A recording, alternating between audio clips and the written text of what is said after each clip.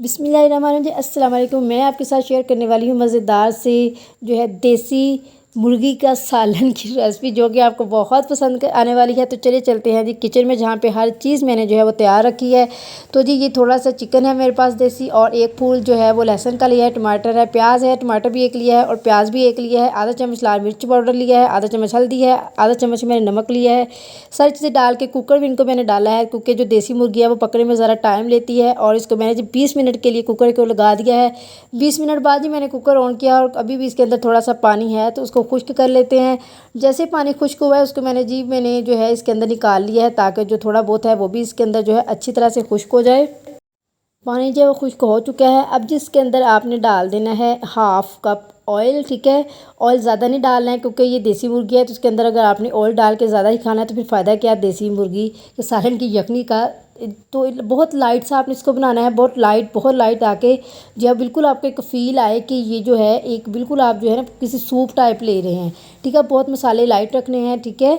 और जो है जब ये बनेगी तो ये बहुत मज़ेदार, बहुत लजीज लगेगी आपको सादा रोटी फुल्के के साथ। आपने इसको अच्छी तरह से फ्राई कर लेना है। यहाँ पे जो देसी मुर्गी के लिए मैं ये कहूँगी कि इसको पकने में ज़्यादा टाइम लगता है। आप इसको जैसे हम चिकन डाल के रख देते हैं जी हंडिया में, को पक जाएगा। चिकन ही है जो जल्दी गल जाता है, देसी मुर्गी बिल्कुल भी नहीं गलती है। आपने अगर आपको जल्दी है तो फिर आप इस तरह करके आप इसको कुकर में तकरीबन 20 मिनट के लिए पका लें, ज़्यादा हो 20 से 25 मिनट भी लग सकते हैं। तो उसके बाद ये अच्छी तरह से गल चुकी होती है। ये भी बहुत अच्छी तरह से गल गई है, तो इसको आपने अच्छी तरह से अब जो है 15-20 मिनट के लिए इसकी भुनाई करनी है, ताकि ऑयल जो है वो किनारों पे आ जाए। तो चलिए भुनाई करके इसकी फिर मैं आपसे वापस आके मिलती हूँ। ये जो बुनाई हो चुकी स्टेज पे आके आपने जी आधा चम्मच जो है वो काली मिर्च का ऐड कर देना है। काली मिर्च जो है वो लाजमी इंग्रेडिएंट है। यहाँ पे एक टिप मैं और दूंगी, अगर आप जो है लाल मिर्च पाउडर ना डालना चाहें तो आप उसकी जगह जो है 1 चम्मच काली मिर्च का डाल लें और 3 से 4 जो है सब्ज़ मिर्चें डाल लें। तो ये बहुत अच्छी एक लाइट सी जो है वो स्मूथी सी एक रेसिपी आपके पास आ जाती है। तो यहाँ पे रेड चिली जो है या ब्लैक चिली जो है आपके चॉइस है। तो ये बहुत अच्छी तरह से जो है वो चिकन की बुनाई हो चुकी है। अब इसके अंदर डाल देने हैं आलू। 3 मीडियम साइज़ के मैंने आलू लिए थे, जिनको इस तरह से काट लिया है, और आलू डाल के अब मज़ीद इनकी भुनाई करनी है।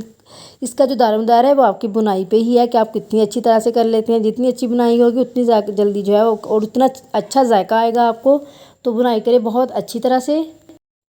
अब जिसके अंदर जो यखनी का जो शोरबा ज़्यादा था वो मैंने निकाल लिया था, वही शोरबा जो है स्टेज पे आके मैंने डाल दिया है, और ताकि ये बिल्कुल उसी जायके के अंदर पके, वो एक्स्ट्रा पानी मैंने ऐड नहीं किया है। और जब इसको आपने रख देना है इतनी देर तक जितना आपको शोरबा चाहिए, और जब तक के आलू अच्छी तरह से गल नहीं जाते हैं, ठीक है। यहाँ पे स्टेज पे देखिए बबल्स बनना शुरू हो गए हैं, क्योंकि पानी गर्म ही था, तो इसलिए जो है वो जल्दी गलना शुरू हो चुके हैं।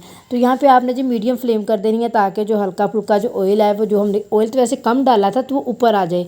यहाँ पे स्टेज पे आपने जी पिसा हुआ ज़ीरा मसाला, जो मिक्स ज़ीरा मसाला और जिसके अंदर बाकी सारे मसाले होते हैं, वो आप जो है मैंने उसको रोस्ट करके तवे के ऊपर उनको पीस के जो है स्टोर किया हुआ है, ठीक है। वो आपने स्टेज पे आके यहाँ पे डाल देने हैं, और साथ में जी सब्ज़ धनिया जो है वो बारीक कटी हुई है वो यहाँ पे डाल देना है।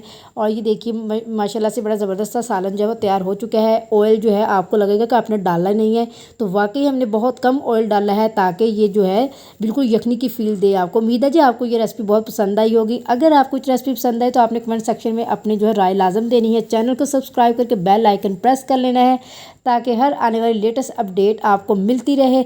यहाँ पे जी मैंने डाल दिए थोड़े से तिल, और जी फाइनली जो है ये रेसिपी तैयार हो चुकी है। मुझे दीजिए इजाज़त, मिलेंगे एक नई रेसिपी के साथ। तब तक के लिए अपना बहुत सारा ख्याल रखिएगा। अल्लाह हाफिज़।